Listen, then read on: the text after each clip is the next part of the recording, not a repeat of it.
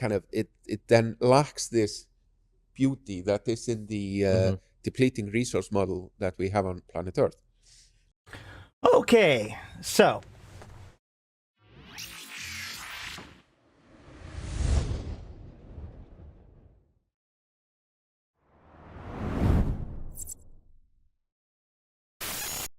I wanted to do something different.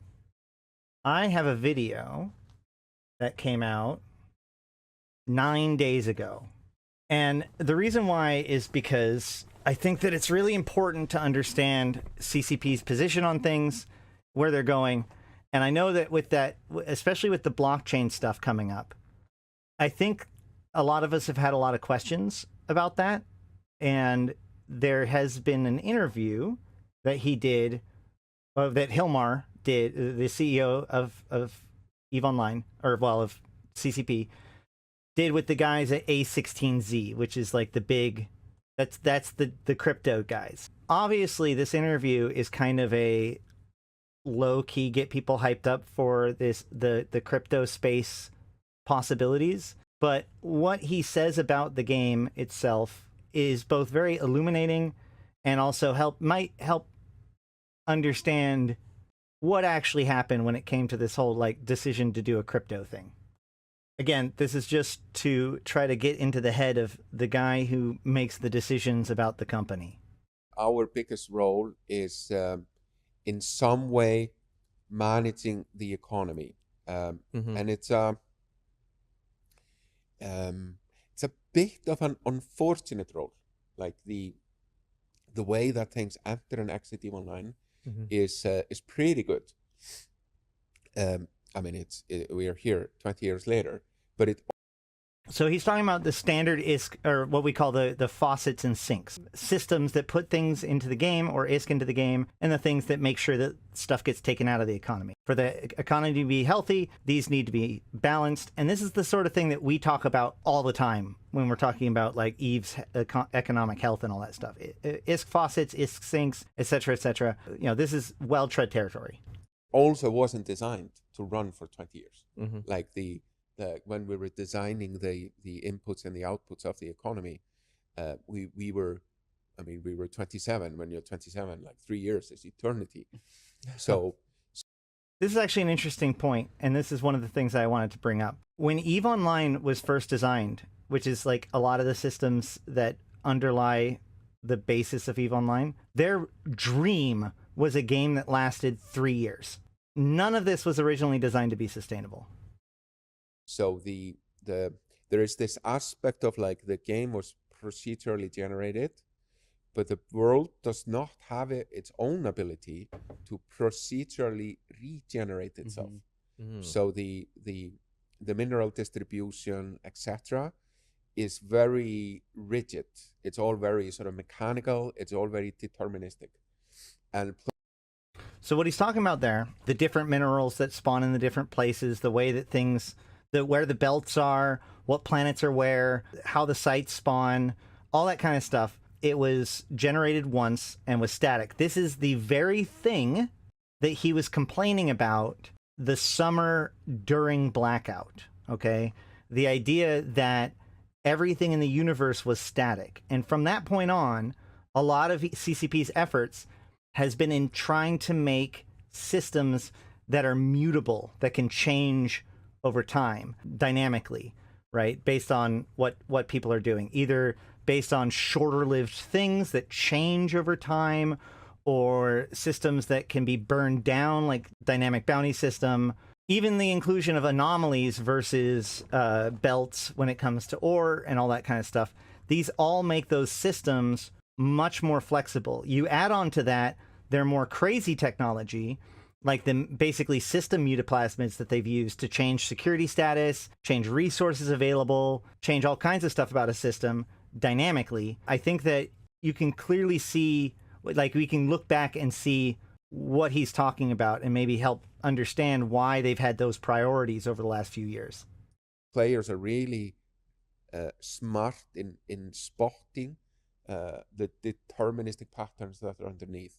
So they find these staple solves where they're able, in a similar way as with the mining into the jet cans, get a lot more minerals than the game is designed for.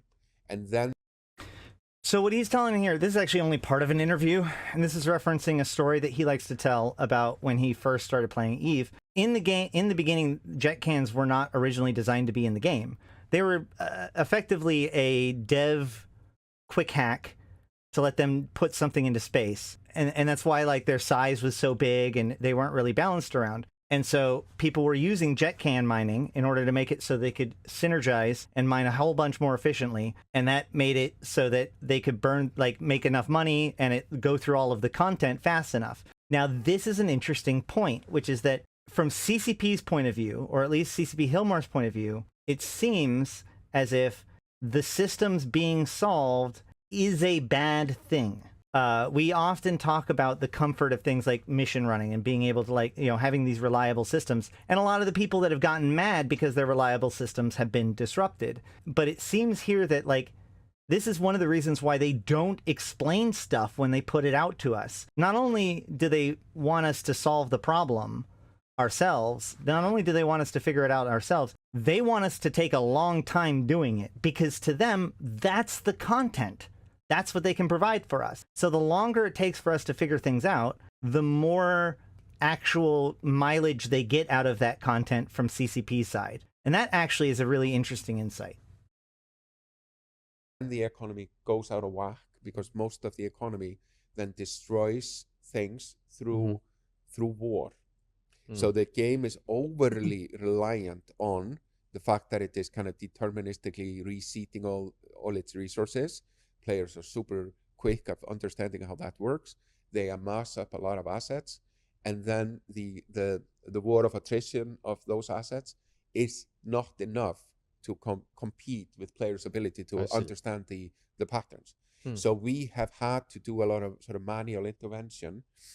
So what you're hearing there is basically his description of EVE Online circa 2018, 2019. What he's describing there is where we're at. And this is interesting when we hear complaints from people from scarcity and whatnot. And this is kind of one of those truisms that I like to say, but it's hard to say to somebody in the moment to their face, which is that you say that CCP is not listening to your feedback, but you must accept the possibility that CCP is in fact listening to your feedback, and that your feedback is letting them know that whatever it is that they were trying to do is working. The player base felt that having cheap ships so that way they could just whelp stuff all the time in a meaningless fashion is the way to go. Like, that's content. Look at how much content there is, how cheap the ships are. These are good things. These are things that have been popularly referred to as like the reason why scarcity was bad. But from CCP's point of view, that is not true. That idea of like, well, we have so many resources and we can build up our resources faster than we can destroy them, and gamifying the entire thing. And therefore, there's no longer, like, yes, there may be bigger and crazier fights with more Titans on the field, but the meaning behind that has been lost somewhere. Death is a serious matter is one of the core tenets of EVE. And so I can see where he can describe that exact same scenario that players would describe as like the utopia of pre-scarcity, but look at it as like, this is the game broken. This is the game no longer working. Into how the mineral distribution and acquisition and all that works. I see. So sometimes we have had to run like almost like scarcity periods to kind of... I do think this is really funny how he phrases this. Remember, we are not the audience for this discussion. The audience for this discussion is a bunch of crypto bros and other kind of like, this is ultimately, this interview is to sell their next venture. So when he's talking about EVE Online, he's basically bringing it up as his credentials and why he knows what he knows. What he's ultimately trying to do is say, like, the message here is, I'm going to take that and make something even better, the thing I could never make with EVE Online.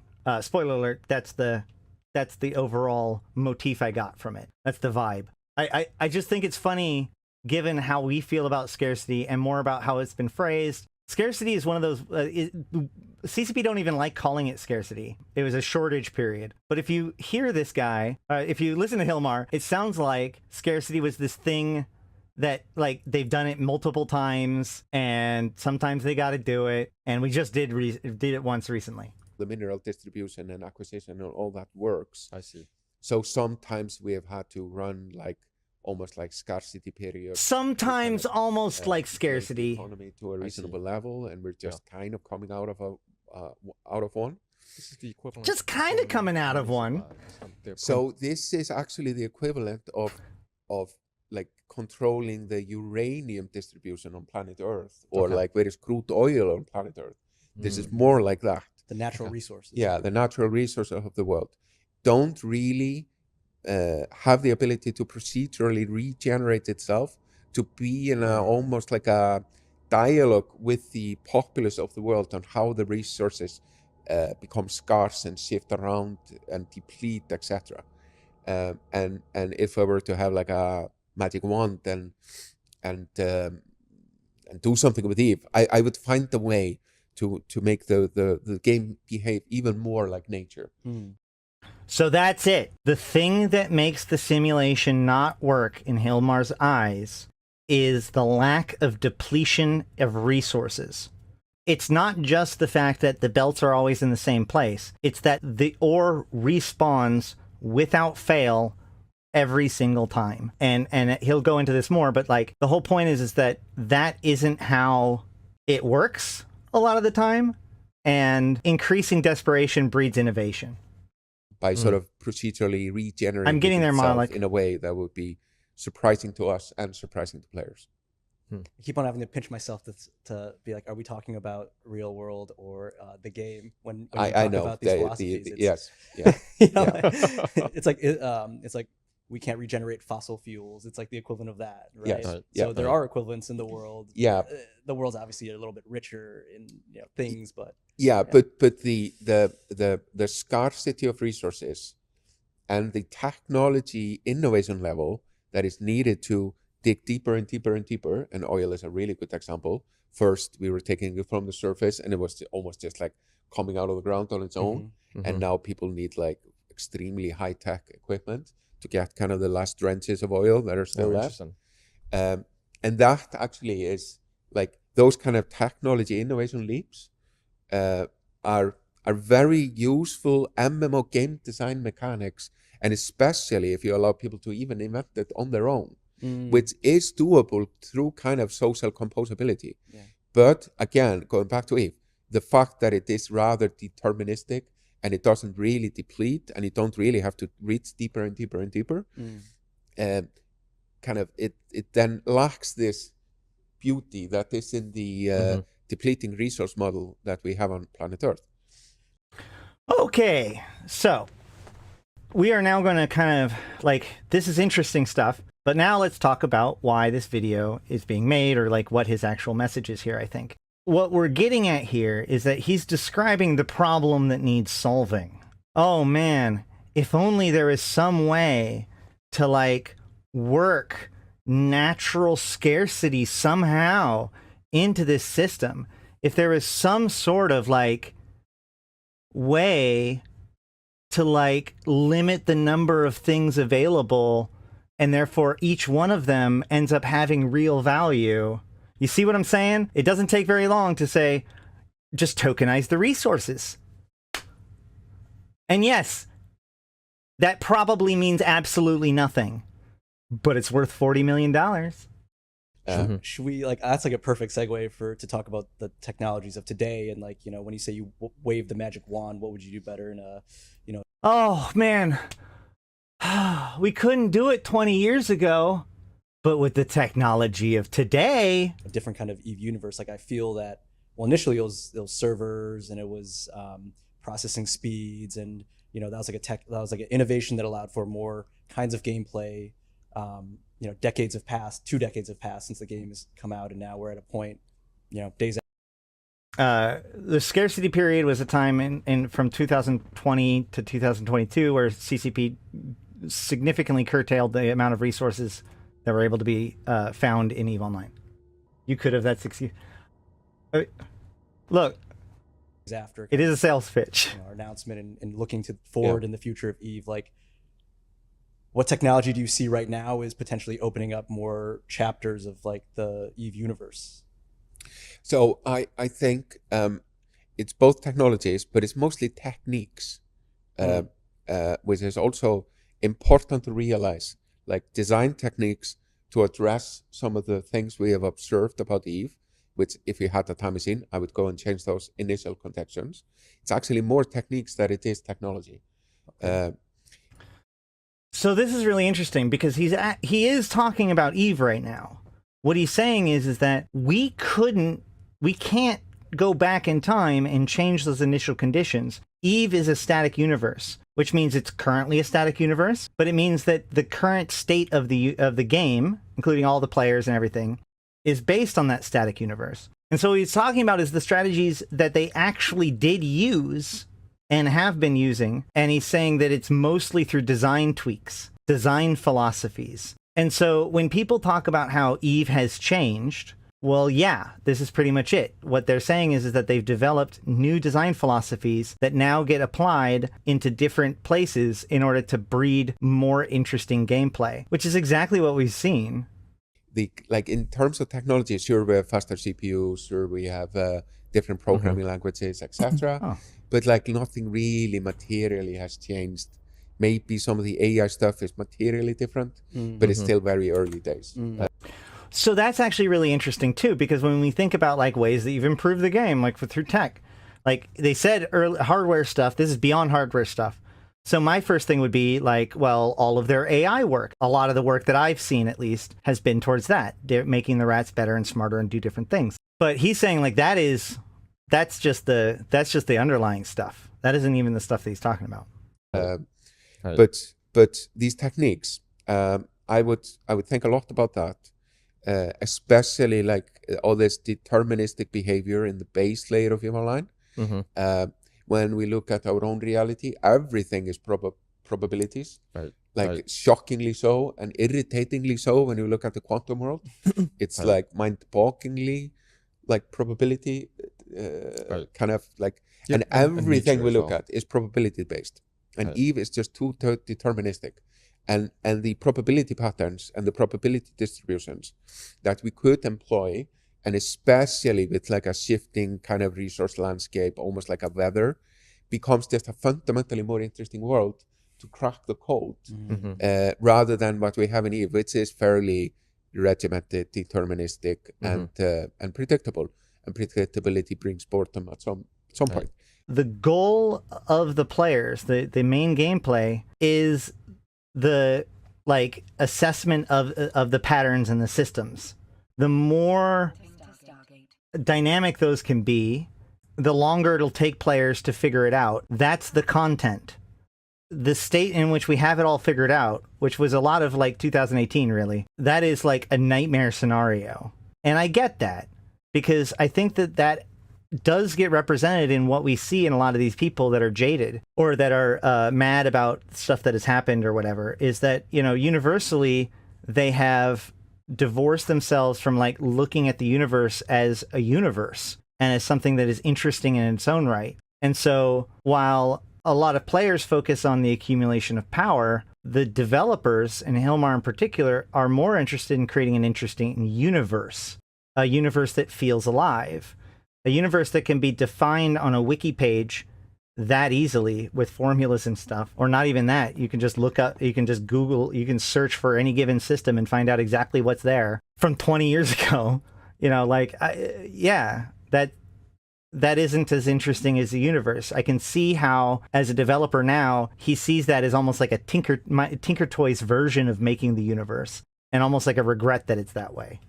That is one. I would make the world a lot more probabilistic. We have some probability.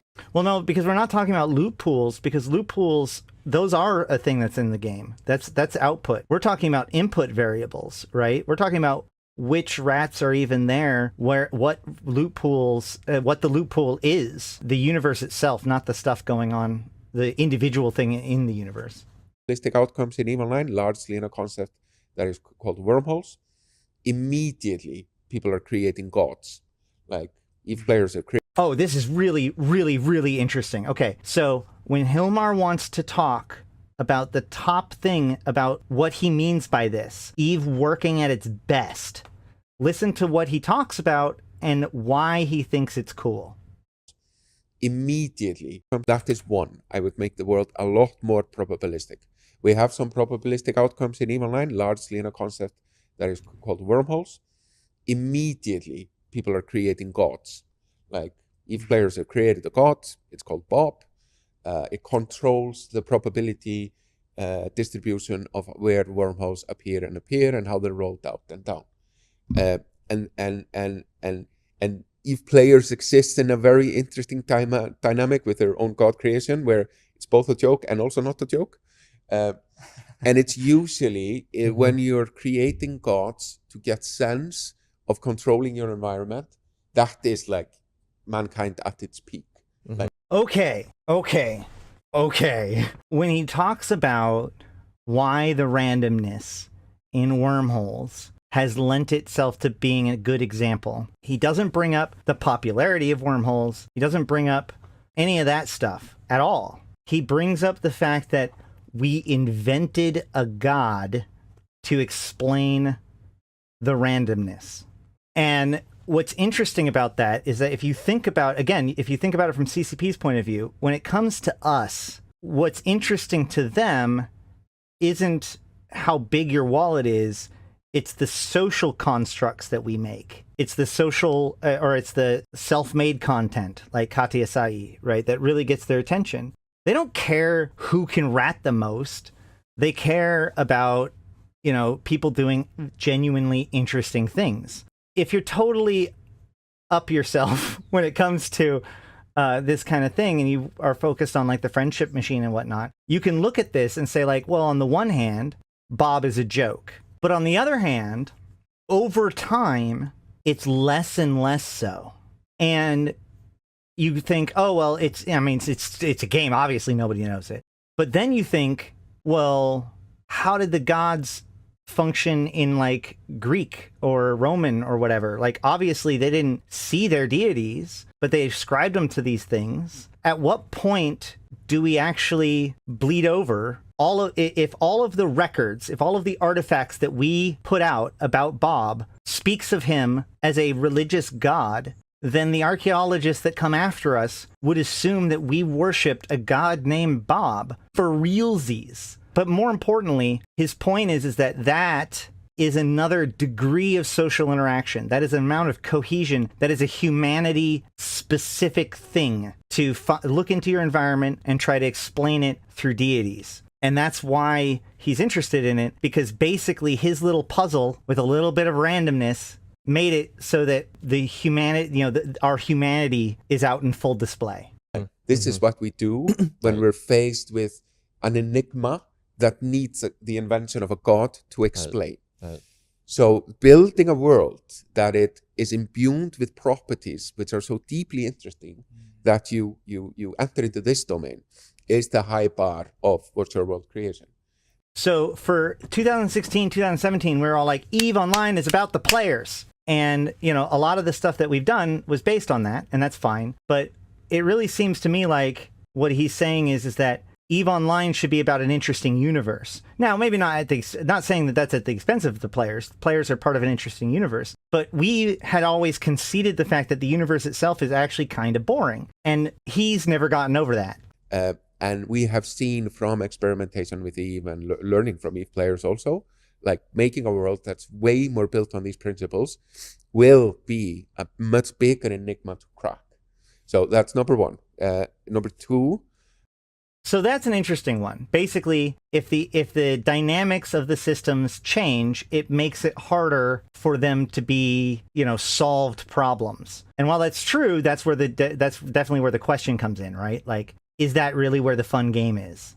This feels to me like one of those things where, like, with Diablo 2, they thought that the fun thing was trading items, and so they made the real money auction house. But then they discovered that actually that isn't the reason people actually wanted. That's what people were doing, was trading, but it was the acquisition that was obviously the more exciting thing, and so they changed it, and, like, Diablo 3 is pretty good now in that regard. So in the same way, I asked myself, like, he seems to be implying that Okay, well, an unsolved mystery is interesting. Eve has been solved, therefore Eve is no longer interesting in that regard. If we make a system that's harder to solve, then it will be more interesting. And I'm not sure if that second part checks out or not, but I guess we'll find out. Is that the Eve material economy is pretty interesting. So acquire resources, compose into modules, take modules, build spaceships, take spaceships, mine some more, build space stations. But this is all a material economy. We have attempted. The US text code is very complex but not interesting. Au contraire, I bet you that there are some people that are legitimately find the act of using the different tax codes in order to find that little bit for themselves or them people, like that's their thrill, is to, here's all the rules, now let's figure out the best way to shuffle the pieces together. I've did many times to add like energy to it. I could take the example of a thing called strontium that was for a period of time used in EVE Online. This is actually super interesting too. Okay, so this is the other piece of it. He talks about energy, and at first I was like, energy? Because, I think that gives me flashbacks to Farmville. But what he talks about here is actually really interesting and gets me thinking about stuff. We'll talk about it in just a second. Material economy. We have attempted many times to add like energy to it. I could take the example of a thing called strontium that was for a period of time used in EVE Online to power certain types of infrastructure. And we're always looking for ways to create a design space where the scarcity function is not only time. And when you have this... When he says energy, what he means is basically fuel. But like fuel is like the constant thing. But if you notice, like this is why structures fuel is more used on what activities that they're consuming rather than just like, I don't know if that's a really good example, but over and over again, we find that they're leaning in on this idea of the use of fuel. The best example I could come up with that I found, and this is going to be more understandable as he gets a little bit later, but crab beacons and the faction warfare beacons. Because there's a resource that has to be farmed to be able to run the crab beacon, you have to build these things, then there's a cost to running the actual site, not just the reward from the site. And obviously that affects the value of the site, but more importantly, it limits the amount people can just continually grind it, and it makes it more than just time. You also need to have this other thing. Does not cost any energy to acquire minerals. The only scarcity is the amount of time you have, and that leads to an obvious outcome, which I'm gonna call agency stacking. And just to explain the language a bit, so agency is your ability to affect the world. If I can stack my agency, I can multiply myself, either because I'm playing many clients at the same time, or I am having parts of the clients I'm running played by robots. There's no downside. It's always better just to stack to your have agents. more and more and more. Yeah. It's better. What's really interesting about this is that by that logic, if you assume that agency stacking is a problem or is a bad thing, or at least a bad symptom, this puts botting and multi-boxing on similar footing when it comes to its impact on EVE Online, which is really interesting. Now, he's going to explain this a little bit more, but to be very clear, what we're really saying here is not that people shouldn't multi-box. It's that the game should be built in such a way that that multi-boxing isn't a linear, like just a good thing by definition. To have more. This creates a perpetual problem in EVE Online where we're fighting bots. Yeah. And we want to fight bots because we want it to be valuable to be human playing the game. We don't want the game to be about like programming bots. We want the game to be about playing the game. And in the absence of energy being consumed by actions in the world, you only have time. So adding energy on top of this probabilistic outcomes gives a focused human mind a chance to always win against bots. If there is fuel or requirements or randomized outputs, then a player can outcome a bot. So again, going back to the crab beacon, crab beacons are a great example of having just enough where it's like, this is bot resistant. as it were. Now, obviously, you know, a lot of people will multi-box those sites, but the thing is that that doesn't necessarily increase the reward. So it's not just like inherently better to just continually, scale up your multi-boxing as far as you possibly can. What I find interesting about this is that the botting fight is continuous, right? It's an arms race. No matter how much the security team work on it, and they do better and better, the bots will just keep on being made and all that sort of stuff. You don't beat bots by hunting them down and destroying them. You defeat bots by making the game less bottable. I don't know what else to say. Interesting. And this is something profound and fundamental, and taking us decades to really sort of hone in on these. So these two things, if I were to just wave a magic wand and change these two things in EVE Online, and I would have to go to the beginning, because you can't really change these initial conditions on year 20. That would be some of the techniques I would take with myself to create another world. We hope you like this clip. If you want to watch the full episode. So that's it. So that's why. So this is both the problems that they've identified, and of course for the pitch, thinking about like where they would want to go with this and why they would want to do this crypto stuff. I'm not going to go into like pretend like I know anything about crypto games, because I don't, because they're silly mostly. But the point is that like we clearly see here that a non-dynamic system, a non-dynamic universe, and a absence of a need to put in something, to do something, a lack of fuel or energy or whatever, are the things that he feels holds EVE Online back. Or at least those are the problems that he feels he can solve through this new blockchain game.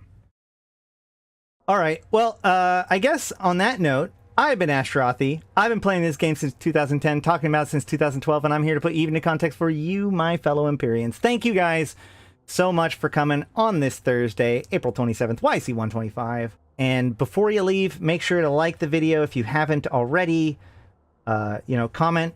And of course, thank you to the super chats from earlier, and all the sponsors and supporters, especially my main supporters: Abyssus, Aikawarazu Chan, Arkas Ilring, Arydanika the Queen, Belligerent Neckbeard, BlackRoseNoble, Dajat Lemmont, Drake, Golden Age Story, J. Kuhn, Lumi, Malak Starfire, Midnight Space Monkey, Not Just Fun, Seeds of Plenty, Serenlin with No Eye, Syliana Vel'ash, Tgen Tgen, Nephilim, Grendel, Yantey Lepouf, Zolnex, as well as my Immortal tier supporters 745 MPSI, Ebo Elite, May, Mercuton, Nihilum, LM1,